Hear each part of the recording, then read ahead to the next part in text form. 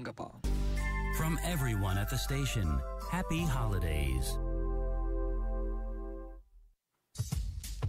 Radyo Bandera 107.1. I was jamming with that one. Our brand new station ID. Awesome. Awesomest station ID ever in the world. Dito lang yan sa Radyo Bandera 107.1 News FM. If you want things like that, stuff like that, ask our boss, Jepro Julian. He's the one responsible for that. Galing, no? Galing, galing, galing. You know, that station ID alone can beat out any other, you know, new, cool rap, dancey music nowadays. I can put my penny on that. Galing, no? Galing, galing, galing. That's our brand new station ID. Radyo Bandera Olongapo. Okay? In fact, I kept a copy for myself agad. All right. Hey, good evening, everybody. Wednesday edition of this radio show, Bandera Night Jams. You're with DJ Tommy G, the Hitman. Yeah, welcome, welcome, welcome. So what's the date today? November 12, 2025. All right. So magbabalitaan ulit tayo, magkukwentuhan tayo, ano ba? Basta, yun na yun. Pastol, ikaw naman. Uy, kanina bago ako pumunta rito, napanood ko sa news, grabe. May isang lalaki ang sinaksak. Dalawang tao yata yun. Yung isa saksak, yung isa pamukpok, parang 2x2. Pinukpok na, sinaksak pa. Mario Josep, pinatay. Patay, ayun. Nahuli yung salarin.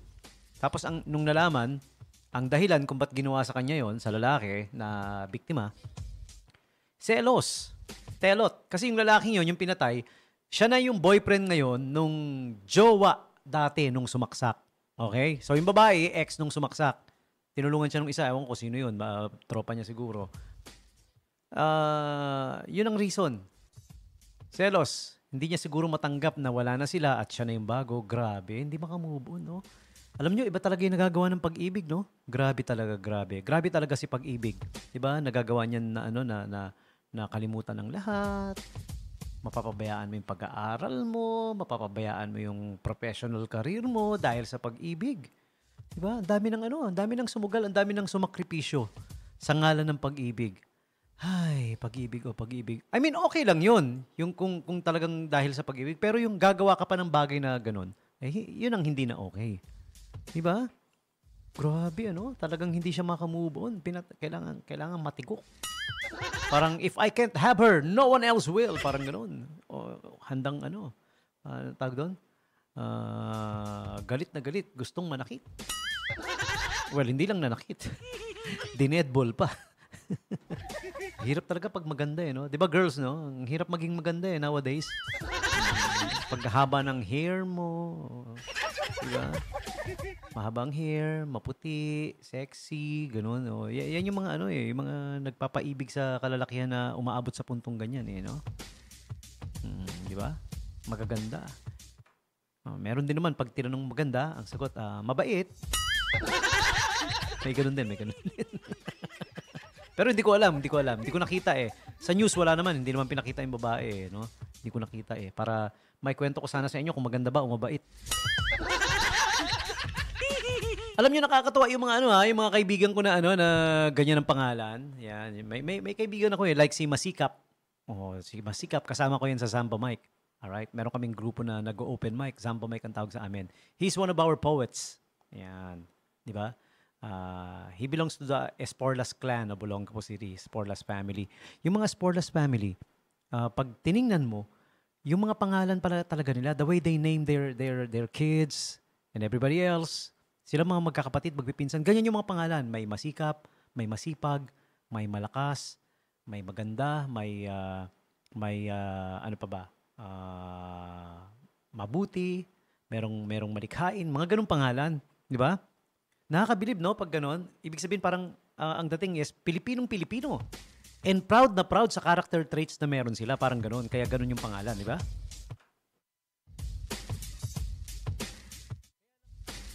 Kaya lang, here's the problem. Paano kung halimbawa, ang pinangalan sa'yo is malakas. Pero you grew up to be weak, di ba? Ikaw yung laging binubuli. Parang hindi bumagay, no? Malakas. So, I'll give you an example. When I was in Ilocos, may family din na ganyan mag-name. No? May mga ganyan mag-name. Di nakilala namin, no? Tapos yung isa sa mga babae, this was way back, ha? Bata pa ako nito, baka nakikinig si Mahal. Mahal, matagal na to, ha? May pinakilala sa aking babae. Na-focus ako sa mga names nila. Ang galing, eh. Di ba? Merong mabuti, may malikhain, may maganda, yun. Ang pangalan niya, maganda. Paano kung, hindi naman? Yun ang problema, no? Minsan, no? Di ba? So, di pinakilala sa akin. Sabi sa akin, ito si, Tommy, ito si, si maganda. Medyo tumaas yung kilay ko nung sinabi si maganda. Di kwento-kwentuhan kami. Nadulas ako, sabi ko, alam mo, mabait.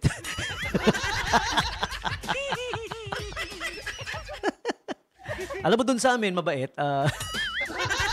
Nagalit.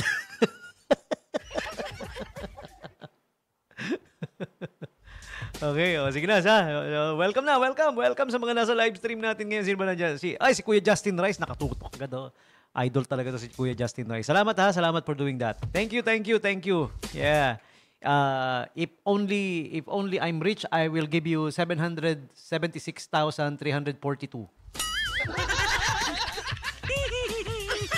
Nagtataka, ba't ganun yung amount? Hindi solid, no? Kasi yun yung na-compute ko na kailangan kong pera para maibigay ko yung gustong-gusto talaga, yung top of the line ng mga mahal ko.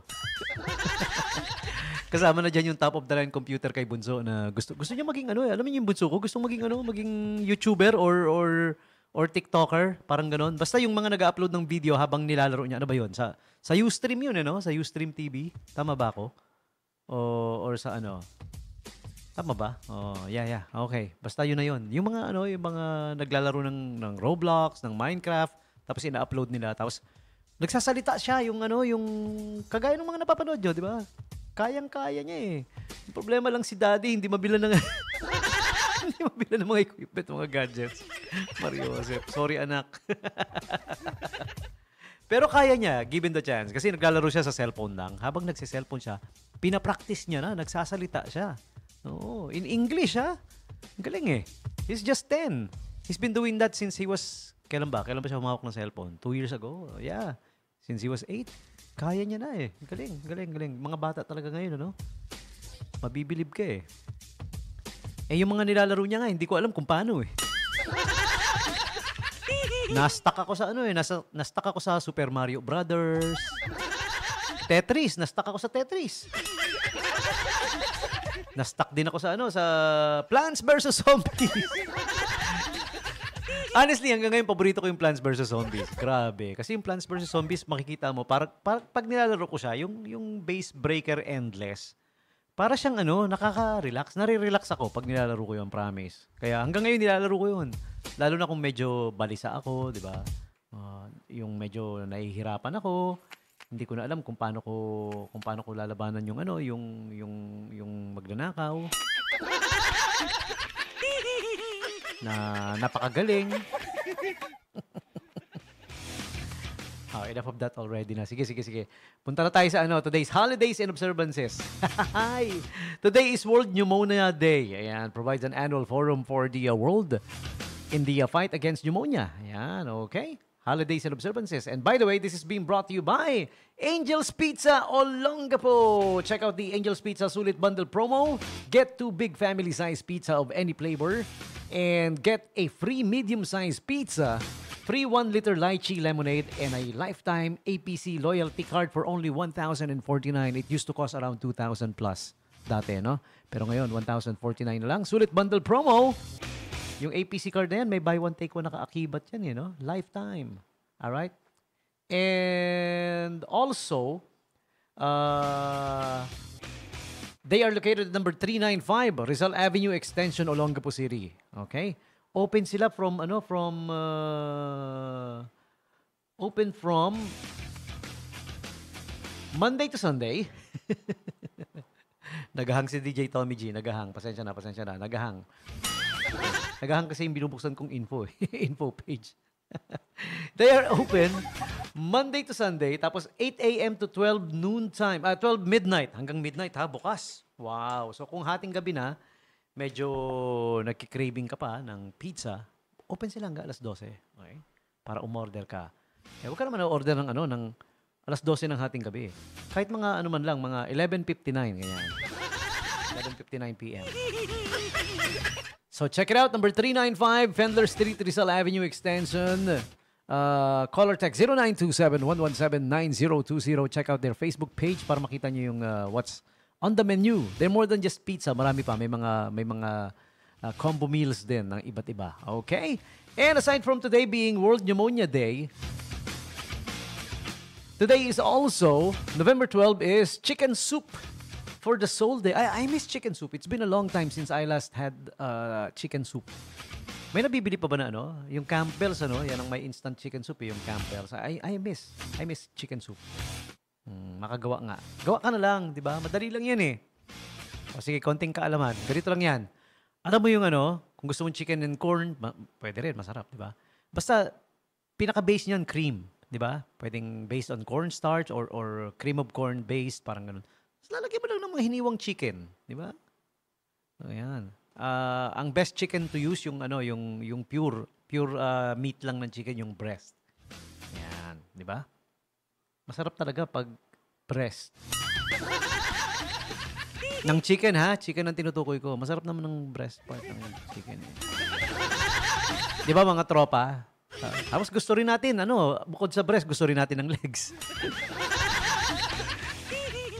'Di ba? Legs, 'di ba? Gusto rin natin, Mga tropa, breast tsaka legs, Si Justin Rice, anong paborito mong parte? Breast o legs? Ako pareho.